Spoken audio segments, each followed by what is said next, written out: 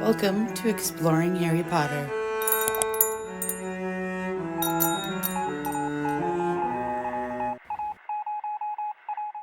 The Hogwarts School of Witchcraft and Wizardry prides itself on its unity, so they immediately separate and divide their students into one of four houses: Gryffindor, Ravenclaw, Hufflepuff, or Slytherin.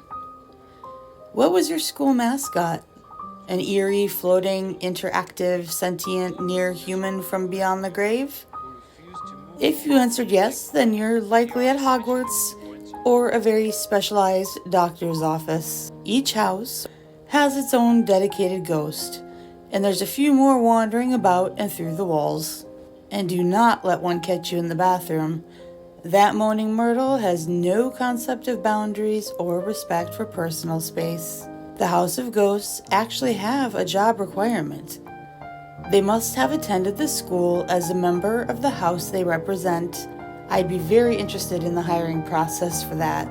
Nearly Headless Nick, known as Sir Nicholas de Mimsy Porpington in his lifetime. His death was due to publicly and magically trying to straighten a woman's teeth. It went horribly wrong and he was captured and beheaded. Almost.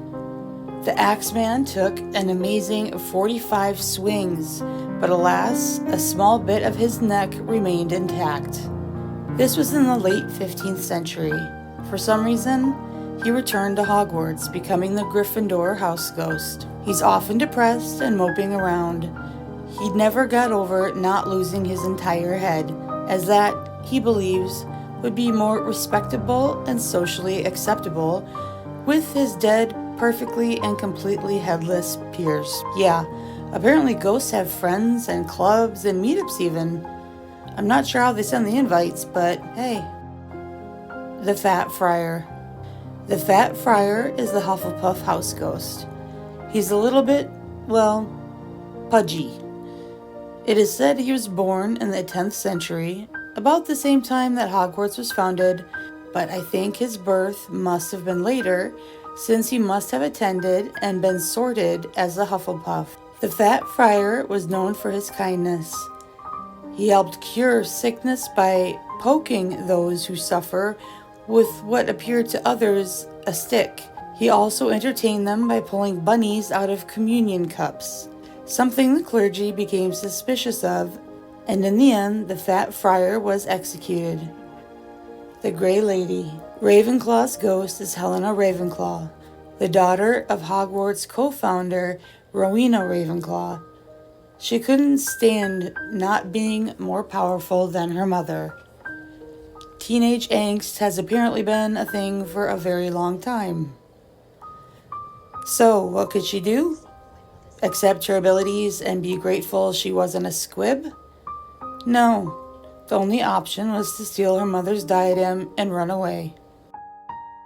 As most magical mothers do, Rowena hid her daughter's temper tantrum. On her deathbed, however, Rowena sent the Baron, her daughter's admirer, or stalker, to find her. And he did. The Baron found Helena, but she refused to return. Enraged, he stabbed and killed her, and then himself. She changed her mind because she did return to Hogwarts, but as a ghost instead. I guess there was only room for one Ravenclaw at Hogwarts. The Bloody Baron is a Slytherin house ghost. He went and found Helena Ravenclaw, whose mother was dying. When she refused, he killed her. He deeply loved her in a Slytherin way. He not only killed Helena, but he killed himself right after. A murder-suicide. His ghost even stalked her ghost back to Hogwarts, forcing her to share her afterlife with him, her killer. As a self-induced punishment, he wears heavy chains. Moaning Murtle. Moaning Murtle Warren was a student who was bullied by her classmates. She would often cry in the bathroom, and one day, Myrtle heard an odd noise. She looked up and immediately died. Tom Riddle, known as Lord Voldemort, had released the basilisk from the Chamber of Secrets, and Myrtle was the first victim. Myrtle still cries in the bathrooms at Hogwarts school. Her only enjoyment is eavesdropping on others and creeping up on students. Professor Cuthbert Binns. Some say the ghostly professor never realized he died. Binns did die while taking a nap in the staff room. He woke up and floated right through the walls to teach his next class. That's serious workplace dedication. So much so that no one has fired him. I do wonder how they pay him. Imagine choosing to perform your job forever instead of moving on. Peeves is the most uncontrollable being at Hogwarts. He's not technically a ghost, but a poltergeist. Spirits who, in the Harry Potter and Wizarding world, are created from environments of intense emotion. He's been haunting and causing havoc at Hogwarts as long as the school has existed. While the poltergeist isn't exactly malicious, his chaotic nature causes him to prank students and staff alike. The only ones he respected were Fred and George.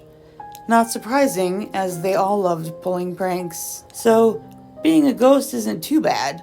They do actually gather and have parties, like a Death Day party, the equal and yet opposite of a birthday.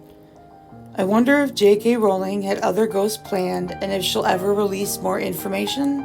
Despite the ending of the Harry Potter series, she often gives up more details and information.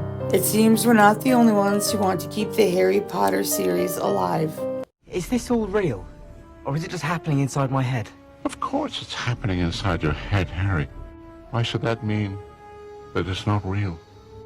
Thank you guys so much for watching this video. I truly appreciate it. If you liked what you saw, you can subscribe and most importantly, hit the notification bell so you won't miss an upload.